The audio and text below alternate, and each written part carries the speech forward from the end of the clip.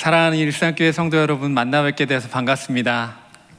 네, 저는 GMS와 국제 선교단체인 인터서브 소속으로 있는 김로이 선교사라고 합니다. 저희 아내는 조이, 또 저희 아들 신, 그리고 딸 희, 이렇게 4인 가족인데요. 저희가 보안 지역으로 가다 보니 이름이 있음에도 다른 이름으로 이제 여러분에게 인사를 하게 되었습니다. 특별히 담임 목사님을 통해 우리 일산교회가 초대 당회장으로 선교사님을 모시고 있는 일산교회가 선교사님을 얼마나 사랑하는지, 또 얼마나 환대하는지 제가 칭찬을 많이 들었습니다. 그러한 가운데 또 여러분을 이렇게 만나 뵐 수 있고 또 말씀 나눌 수 있는 이 자리를 허락해 주신 당회원들과 또 담임 목사님께, 또 모든 성도님들께 감사의 마음을 전합니다. 저희는 8월 9일 출국을 앞두고 있습니다. 파키스탄이라는 나라인데요. 저희도 아마 선교 가기 전에는 별로 관심이 없었던 나라인 것 같은데, 이제는 그 땅으로 나아갈 준비를 하면서 저희가 마음으로 품고 있습니다. 오늘은 저에게 참으로 의미 있는 날입니다. 왜냐하면 출국을 앞두고 또 저희가 이렇게 선교사로 삶을 전환하고 또 사역을 전환한 이후에 이렇게 교회를 방문해서 저희의 선교, 하나님이 저희 가정을 통해 어떤 선교를 하기 원하시는가 나눌 수 있는, 또 나누게 되는 첫 교회이기 때문에 저에게 너무 큰 의미가 있고요. 특별히 제가 너무 사랑하고 존경하는 우리 윤상덕 목사님, 이 섬기시는 교회에서 여러분과 만날 수 있어서 너무나 큰 기쁨입니다.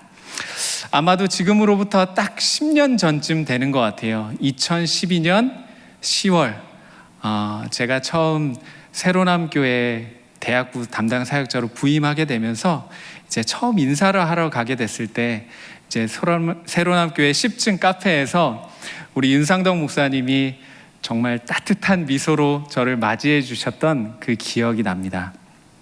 목사님과의 그 만남, 사실 아직도 그때 그 분위기가 잊혀지지 않는데요. 목사님과 그 첫 대면 가운데 함께 교제하면서 차 마시면서 참 많은 것들을 기대하고 설레었던 그 마음들이 생각이 납니다.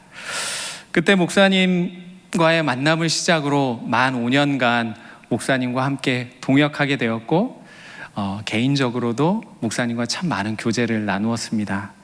사랑하는 성도 여러분, 이제 목사님과 함께 하신 지 어느덧 5년이 지났다고 이야기 들었는데, 목사님과의 사귐을 통해 다른 것보다 정말 예수님을 뜨겁게 사랑하기를 힘쓰시는 그러한 복이 우리 일산교회 가운데 가득하시기를 간절히 소망합니다. 저에게도 그 사귐은 무엇과도 바꿀 수 없는 참 의미 있는 것들이 되었습니다. 그래서 또 오늘 이렇게 서게 되었는데요. 오늘 함께 말씀을 같이 나누기를 소망합니다. 오늘 사도 요한은 1세기 끝까지 남은 자로서의 그 연장자의 그 삶을 감당하고 있는 모습을 우리는 살펴볼 수 있습니다. 에베소 교회와 또 그 주변 교회의 이야기들, 소식들을 들으면서 오늘 사도 요한은 참 하나님과 그 아들을 아는 그 삶이 무엇인지 그들에게 편지하고 있음을 보게 됩니다. 여러분이 아는 요한은 어떤 사람입니까? 요한은 그가 기록한 저작물만큼이나 그의 가르침과 그의 제자된 삶은 우리의 마음을 감동시키고, 우리도 그와 같이 주님 사랑하기 원한다 하는 그 마음을, 그 도전을 주는 사람입니다. 복음서를 살펴보게 되면 그의 어떤 모습들을 우리가 볼 수 있는가? 그는 마지막 만찬 때에 예수님께 기대어 누웠던 자, 그가 사랑하는 자라고 예수님이 표현하였던 사람이고요. 또 십자가에 달리시던 그날 우리 예수님의 그 곁을 끝까지 지켰던 사람으로 묘사되고 있습니다. 또한 주님께서 부활하신 그 첫날 베드로와 함께 달려가서 그 부활을 목격한 자였고, 부활하신 주님과 대화하고 그분과 함께 교제하고, 또 예수님께서 차려놓으신 그 아침을 먹었던 자, 또 그 가운데 요한복음 21장 시몬 요한의 아들 시몬아, 내가 이 사람들보다 나를 더 사랑하느냐? 라는 이 3번의 물음을 우리에게 남겨서 우리의 영혼을 날마다 깨우는 그런 사람이기도 합니다. 누구보다도 예수님을 사랑하고 그를 위해 죽기까지 헌신했던 이 요한, 아마도 그의 마음 같아서는 가장 먼저 순교하기를 바랬을지도 모르겠어요. 하지만 오늘 우리가 보는 것처럼 요한은 누구보다 오래 살고 또 끝까지 남아서 그의 할 일, 그 증인된 삶을 끝까지 감당했음을 우리는 잘 알고 있습니다. 하지만 사도 요한이 마주해야 했던 그 현실은 어떤 모습들이었죠?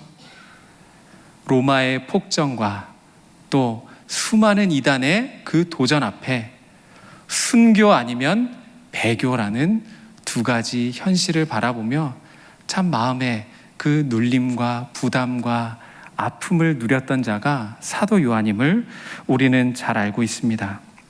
그럼에도 불구하고 그는 끝까지 남겨진 자의 삶을 감당하고 증인된 삶을 감당했다는 것이죠. 코로나 이후 우리의 삶의 모습은 어떤가요? 또 우리 일산교회는 어떤 모습입니까?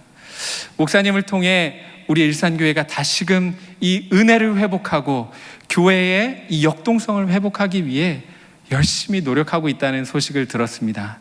또 이 주간이랑 또 이 다음 주간 안에 여러 주일학교의 수련회 이 캠프들이 진행된다고 이야기 들었습니다. 하지만 여전히 우리의 주변을 둘러보면 빈자리를 보게 될 때 요한과 같은 그 아픔이 우리 안에 있음을 우리가 보게 된다라는 것이죠. 그러함에도 불구하고 이 너무도 귀한 주일 저녁, 은혜를 사모하고 은혜를 회복하기 위해 이 자리에 있는 여러분이 하나님께서 이 땅에 남겨두신 증인으로서의 참된 소망이 이 일산교회 가운데 있는 줄 믿습니다. 그러한 은혜를 날마다 사모하고 누리시는 모든 분들 되기를 소망합니다. 저희 가정은 재미있게도 코로나와 함께 선교를 시작하게 되었습니다. 그리고 여러분 보시는 것처럼 코로나의 막바지에 마침내 선교지를 향해 나아가는 중입니다. 수원제일교회에서 교구사역자로 섬기던 중에 2020년 3월 처음으로 국제선교단체인 인터서브의 문을 똑똑 두드리게 됐는데요. 그 두드리고 며칠이 지나지 않아서 대구에서 코로나가 이렇게 증가를 하게 되면서 대한민국은 코로나 비상사태를 선포하기 시작했습니다. 그렇게 저희 가정의 선교는 끝을 알 수 없는, 도무지 내일이 보이지 않는 어떤 험난한 그 항해를 시작하게 되었던 것이죠. 사실 그때만 하더라도 아내와 저녁이면 비슷한 이야기를 했던 것 같아요. 우리가 시작한 이 일이 과연 옳은 일일까? 이렇게 우리는 선교를 끝까지 감당할 수 있을까? 선교지로는 과연 나갈 수 있을까? 그런 질문을 참 많이 했던 것 같아요. 왜냐하면 그 당시 나라의 문이 닫히고 또 교회가 닫히고 또 선교사님들이 어려움을 당한다는 소식을 너무 많이 들었기 때문입니다. 그럼에도 불구하고 참 감사한 것은 무엇인가? 제가 섬기고 있던 수원제일교회 담임 목사님께서 이런 때일수록 선교사를 더 파송해야 된다, 교회에 말씀하시고 또 그러한 어려운 결정을 해주셨다는 것입니다. 그래서 저희는 그렇게 선교를 준비하게 되었는데요. 여러분이 잘 아시는 것처럼 하나님은 선교를 어떻게 진행하시죠? 그 하나님의 선교는 어떤 방식으로 진행되나요? 가장 먼저 하나님은 그 하나님의 부르심에 반응하고 순종하는 자를 찾으신다는 것입니다. 오늘 이 자리에 나오신 여러분 같은 사람입니다. 그 이후에 하나님은 보내시는 그 사람을 위한 동역자들과 또 그런 공동체, 교회를 세우신다는 것이죠. 이처럼 하나님의 선교는 선교의 주체이신 하나님과 또 선교사와 그를 파송하는 교회 공동체, 이 3가지가 톱니바퀴가 되어서 마주 돌아갈 때 하나님의 뜻 안에서 건강한 선교가 시작되는 것을 볼 수 있습니다. 그런데 저희가 여러 가지 좋은 여건들 가운데 선교를 시작했음에도 참 어려운 것들이 많이 있었습니다. 2020년 여러분도 다 기억하실 거예요. 12월 교회는 전부 모든 교회는 문을 닫게 됐습니다. 결국 사임 인사를 하던 당일 보통은 선교사로 나가게 됐습니다. 인사하고 한 분 한 분 동역의 관계를 위해 교제하고 인사하고 만남을 가져야 되겠지만 저희는 텅 빈 예배당에서 카메라에 인사하고 그 교회의 문을 떠나게 되었습니다. 하나님이 그토록 중요하게 여기시는 동역자와 이 후원자들, 저희들은 그 모든 것들을 내려놓고 겸손하게 하나님만 의지하고 나아갈 수밖에 없도록 하나님이 그 상황을 이끄셨던 것이죠. 우리는 보통 이런 어려움 가운데 하나님의 은혜, 또 우리의 믿음이 이때에 나오는 것들을 경험하게 되는 것 같습니다. 하나님, 우리 가정을 살려주세요. 우리 가정을 이끌어주세요. 감사하게도 지난 1년 6개월의 시간, 하나님은 훈련의 모든 과정 가운데 저희 가정을 입히시고 먹이시고 인도해 주셔서 오늘 8월 9일 출국을 앞두고 또 여러분 앞에 이렇게 건강한 모습으로 서게 되었습니다. 사랑하는 성도 여러분, 이러한 하나님, 우리를 먹이시고 인도하시는 분이 참으로 우리의 하나님인 줄 믿습니다. 우리의 일산교회, 또 우리 가정을 이 어려움 가운데 살게 하시는 분도 주님이신 줄 믿습니다. 그 믿음을 가지고 하루하루 살아가실 수 있기를 간절히 소망합니다. 저희가 선교사로 이렇게 헌신하게 되면서 가장 많이 받은 질문이 있다면 이거 같아요. 어떻게 파키스탄에 가게 됐습니까? 라는 질문이었습니다. 제가 처음에는 어떻게 대답했을까요? 모르면, 무식하면 용감하다고 하죠.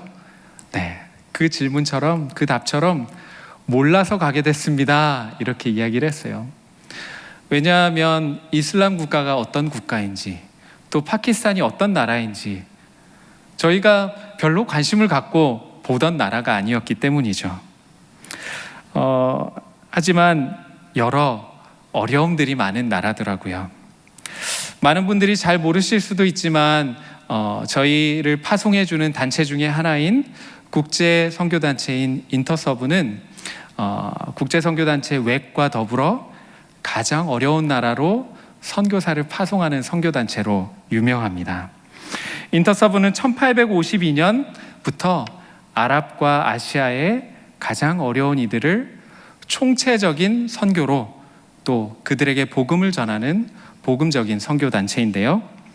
저희는 특별히 나라를 정하지 않고 선교단체의 문을 두드렸기 때문에 단체에서 선교 나갈 그 국가를 좀 정해 주셨으면 좋겠다. 여러 가지 대안을 좀 주셨으면 좋겠다. 저희가 부탁하게 되었어요.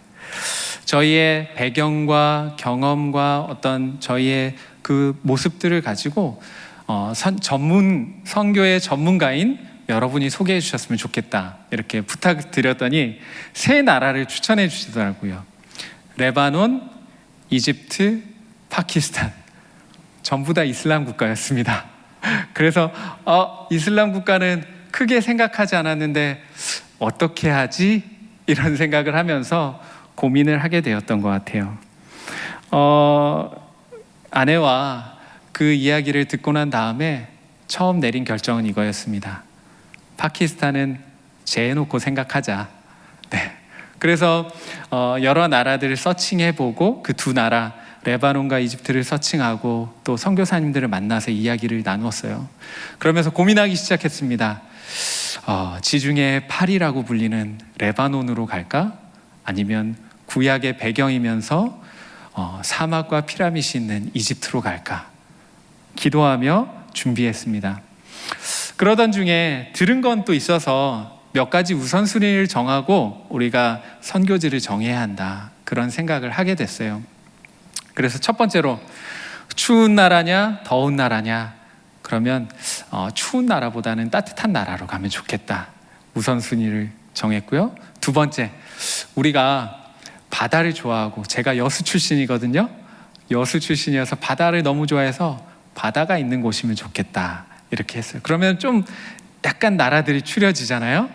그리고 세 번째로는 그래도 좀 더 의미 있는 결정을 내려야지. 사역 대상으로 청년들을 만날 수 있는 곳. 저희가 청년들을 너무 사랑하고 관심 있는 대상이 바로 청년들이었습니다. 그래서 청년들을 만날 수 있는 곳으로 가면 좋겠다. 하나님 그 길을 열어주세요 라고 기도하며 준비하기 시작했는데요. 결과적으로 어떻게 되었죠? 파키스탄으로 저희가 가게 되었습니다. 기후도 환경도 안전도 가장 열악한 그 나라로 저희가 가게 되었어요. 하지만 그 나라는 따뜻한 나라고요. 차로 15시간만 가면 바다가 있는 나라입니다. 저희가 라우르라는 도시로 가게 되는데요. 북쪽 파키스탄 지역에 있는 세 번째로 큰 도시, 인구 1000만이 있는 도시입니다. 차로 한 15시간만 가면 그래도 바다가 있다고 하니까 하나님 기도에 응답하시는구나 생각했어요. 근데 마지막으로 저희가 결정적으로 가게 된 이유가 있었습니다. 한 시니어 선교사님과의 줌 만남을 통해, 그분과의 대화를 통해 많은 청년들이 우리를 기다리고 있다 하는 소식을 듣게 되었어요. 특별히 그 무슬림 지역인 그곳에 하나님께서 기독교 대학을 심어 놓으셨고, 그곳에 10%뿐이지만 기독인들이 우리를 기다리고 있다 말씀해 주셨을 때, 저희는 모든 것들을 내려놓고 그 하나님의 부르심에 응답하게 되었습니다.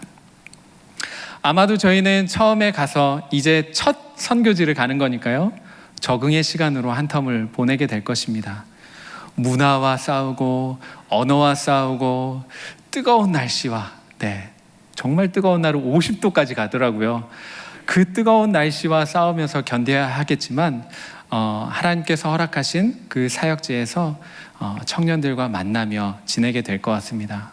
감사하게도 저희 아내에게 사역의 문을 열어주셨어요. 특별히 선교사가 되기 전에는 아내에게 큰 슬픔이 있었습니다. 나의 경력이 단절된 그 10년의 시간, 이게 쓸모가 있을까? 하나님 이것들을 왜 우리에게 허락하셨을까? 이 배경을 왜 주셨을까? 하나님은 잊지 않고 기억하셨어요. 그리고 오히려 저를 통해 사역의 문을 열어주신 게 아니라 모든 것을 포기한 제 아내를 통해 음악 교육의 사역의 문을 열어주셨던 것이죠. 그렇게 저희는 청년들을 만나기 위해 파키스탄으로 가게 되었습니다.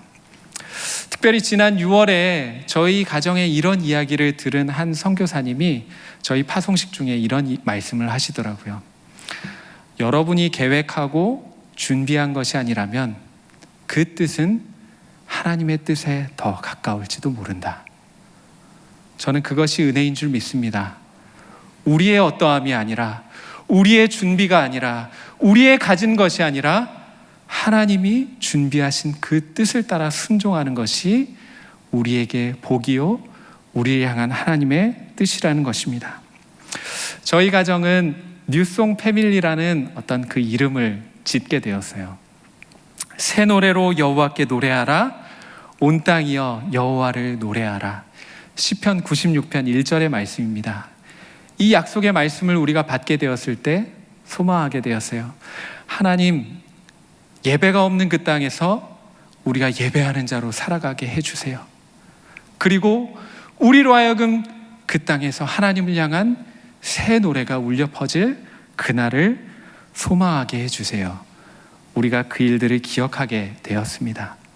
특별히 무엇보다도 지난 1년 반 선한 목자 되어주심으로 우리를 이끌어주시고 먹여주시고 또 우리의 만남을 계획해 주신 그 하나님을 우리가 찬양하겠습니다.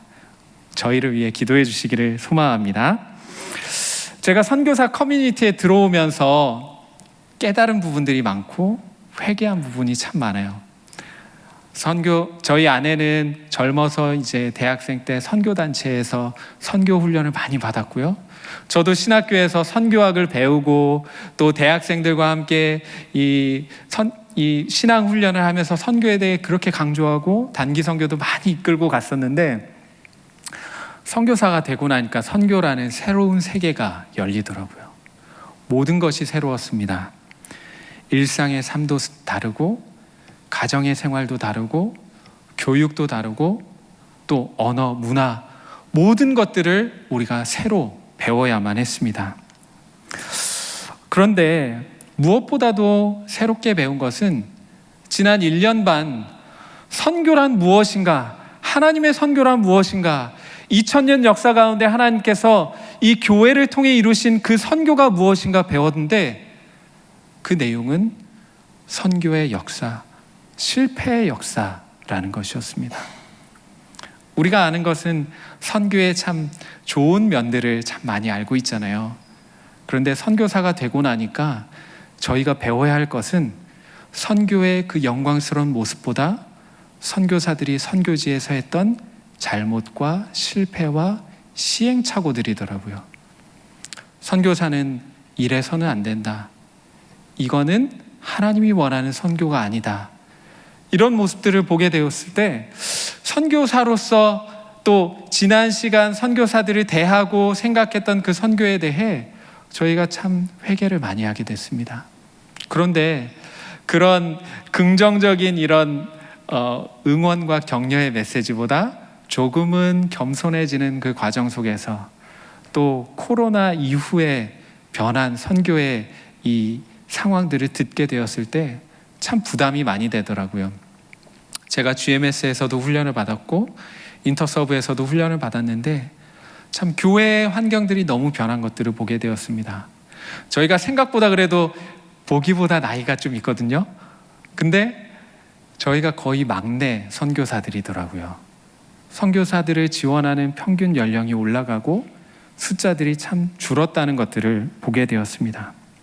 이런 부정적인 리포트들을 받을 때에 저희의 마음이 참 무거움들이 많았어요. 이처럼 실패가 가득했던 지난 선교의 역사, 또 아무리 인간이 노력해서 선교해도 되어지지 않는 이 선교, 정말 이러한 상황 가운데 우리가 나가야 될까? 그럼에도 불구하고 우리가 선교사로 나가야 될까? 그런데 하나님은 우리로 하여금 선교사로 나가기를 원하신다는 마음들을 참 많이 주시게 되었습니다. 오늘 우리는 사도 요한의 편지를 통해 그 답을 발견하게 됩니다. 요한은 공동체가 깨어지는 모습을 보게 되었어요. 이단이 들어와 수많은 이들을 이 공동체로부터 데리고 나갔고, 교회 안에 거짓과 미움을 심어 놓아서 서로 미워하고 공동체가 와해되기 시작했습니다. 그러한 일들을 통해 교회는 그들이 받은 그 사명을 잃어버리고 자신들의 그 정체성과 목적을 잃어가는 상황 가운데 있었다는 것이죠. 그때 에베소 교회와 여러 주변 교회들을 향해 오늘 요한 1서 이 편지를 전하고 있는 것입니다.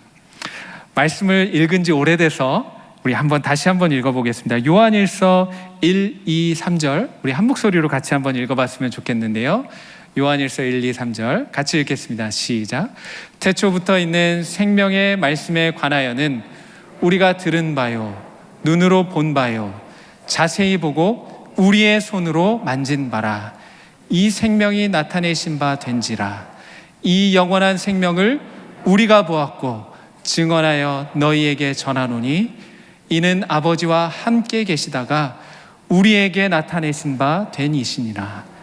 우리가 보고 들은 바를 너희에게도 전함은 너희로 우리와 사귐이 있게 하려 함이니 우리의 사귐은 아버지와 그의 아들 예수 그리스도와 더불어 누림이라. 아멘. 그가 오늘 재차 강조하고 있는 것이 무엇이죠? 그가 교회를 향하여 목소리 높여 강조하고 있는 것은 첫째, 그는 태초로부터 있는 생명의 말씀에 관하여 강조하고 있습니다. 다시 한번 그는 이 교회와 복음이 희미해진 이 교회들을 향하여 다시금 붙들어야 할 복음, 이 복음이 무엇인가 강조하고 있다라는 것이죠. 우리가 잘 아는 것처럼 요한복음만큼 복음에 대해, 예수님의 삶과 그 오신 이유에 대해 자세히 설명하고 영적으로 풀어낸 복음이 또 없다라는 것을 우리는 너무나 잘 알아요. 하지만 요한복음의 시작과 같은 이 시작 문구와 더불어 복음에 대해 다시금 강조하고 있는 이 요한의 강조를 우리가 보게 됩니다. 우리에게 나타내신 바 된 이 생명의 말씀, 태초로부터 함께 계시던 그분이 누구시죠? 바로 예수 그리스도. 우리를 위해 우리 가운데 나타나신 그 주님이시라는 겁니다. 그분께서 오신 이유가 무엇입니까? 우리를 구원하시려 함에 있다. 하나님이 그토록 사랑하시는 세상을 다시금 주님께로 이끌려 함에 있다라는 것입니다. 사랑하는 성도 여러분, 선교의 역사가 실패하고 지금도 여전히 어려움에 있을지라도 우리가 선교해야 하는 이유, 선교지로 나아가야 하는 이유는 바로 주님께서 우리에게 오셨기 때문인 줄 믿습니다. 그렇다면 둘째로 우리가 또 받아야 할 말씀은 무엇이죠? 둘째로 우리의 증인됨을 강조하고 있다라는 것입니다. 태초로부터 있는 이 생명의 말씀에 관하여 요한은 분명히 이야기할 수 있어요. 나는 듣고 눈으로 보고 손으로 만진 사람이다. 대화했던 사람이다. 최초의 부활의 증인이다 말할 수 있지만 우리는 역사적인 증인이 아니잖아요. 하지만 요한은 다시금 강조하고 있습니다. 성령으로 이 교회를 이끄시고 동행하고 계신 그 주님이, 또 십자가의 복음의 능력으로 우리를 살리시고 우리 주인 되신 주님이 바로 우리를 그분의 증인으로 삼고 계신다라는 것이죠. 그러므로 이 복음에 있어서 공동체됨은 무엇보다 중요한 복음의 핵심임을 여러분이 기억하셨으면 좋겠습니다. 그래서 이 공동체됨이 무엇인가? 우리를 일산교회로 부르시고 성도 안에 교제케 하심의 이유가 무엇인가? 결국에는 선교하게 함이 목적이 있다 하는 그것을 여러분이 깨달을 수 있기를 간절히 소망합니다. 마지막으로 하나님께서 또 이 요한을 통해 주시는 목적은 무엇이죠? 참 하나님과 그 아들을 아는 삶을 추구하라고 우리에게 도전하고 있습니다. 참 하나님과 아들을 아는 삶이 무엇입니까? 사도 요한은 이렇게 이야기해요. 우리의 사귐 곧 아버지와 그 아들 예수 그리스도와 더불어 누리는 삶이다. 사랑하는 성도 여러분, 올 한 해의 절반이 지났습니다. 남은 절반의 기간, 만약 한 가지 소망을 이룰 수 있다면 여러분의 그 심장, 이 마음의 중심에서 간절히 바라는 것은 무엇입니까? 바로 우리 주님과의 깊은 사귐이 회복되기 원합니다. 주님을 누리는 그 삶이 우리 안에 회복되기를 원합니다. 우리 가정 안에 주님으로 말미암아 먹고 마시고 나누는 그 삶이 회복되기 원합니다.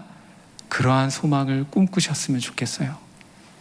이것이 바로 하나님의 참된 바람이요 그 아들을 보내신 이유인 줄 믿습니다. 사랑하는 성도 여러분, 우리가 이 사귐을 기대하고 고백하고 소망해야 하는 이유는 무엇인가? 요한일서 4장 10절에 이렇게 이야기합니다. 사랑은 여기 있으니 우리가 하나님을 사랑한 것이 아니요 하나님이 우리를 사랑하사 우리 죄를 속하기 위하여 화목제물로 그 아들을 보내셨음이라. 아멘. 우리와 깨어진 그 관계, 다시금 주님은 우리와의 사귐을 원하시고 기대하시고 소망하심으로 화목제물로 친히 오신 줄 믿습니다. 레위기 말씀을 보게 되면 이 화목제물이 어떤 의미를 갖고 있는가 우리는 잔잔히 살펴볼 수 있어요. 오직 한 가지 제물만 단 정해진 이 기간 안에 이 제사를 드린 자 말고도 이웃과 함께 나눌 수 있는 제사가 있습니다. 어떤 제사일까요? 화목제사. 유일하게 죄와 상관이 없는 하나님과의 관계를 위해, 하나님과의 화목을 위해, 이웃과의 화목을 위해 드리는 제사가 화목제사입니다. 예수님께서 우리를 위해 화목제물로 오신 이유가 무엇일까요? 우리와 하나님과의 관계를 회복하기 위함입니다. 또한 그 송아지 한 마리를 하나님께 드리고 돌아오는 그 수많은 소, 양, 그 모든 것을 성도들과 믿지 않는 이웃과 또 복음이 필요한 그들에게 나누도록 그 아들을 하나님께서 보내주신 줄 믿습니다. 우리가 불러야 할 이 새 노래는 무엇입니까? 날 구원하시기 위해 이 땅에 오신 그 주님을 내가 전하고 나누어서 사귐의 이 간절함과 이 사귐의 기쁨과 하나님께서 얼마나 이 가운데 충만한 마음을 두고 계시는가 우리가 깨닫고 노래해야 한다라는 것이죠. 사도 요한은 1장 4절에 이렇게 고백했습니다. 우리가 이것을 쓰면 우리의 기쁨이 충만하게 하려 합니다. 사도 요한의 기쁨을 넘어 하늘 아버지와 그 아들과 성령 하나님께서 우리의 사귐 가운데 큰 기쁨으로 함께 하시는 줄 믿습니다. 더불어 많은 선교사님들을 통해 수많은 영혼들이 주님께 돌아올 때 그 하늘 아버지의 기쁨이 우리 모두의 기쁨이 되게 하실 줄 믿습니다. 그러한 일들을 기대하시며 선교사님들을 위해 기도해 주시고 또 선교사님들 사랑해 주시고 선교지의 영혼들을 위해 기도해 주시기를 간절히 부탁드립니다. 감사합니다.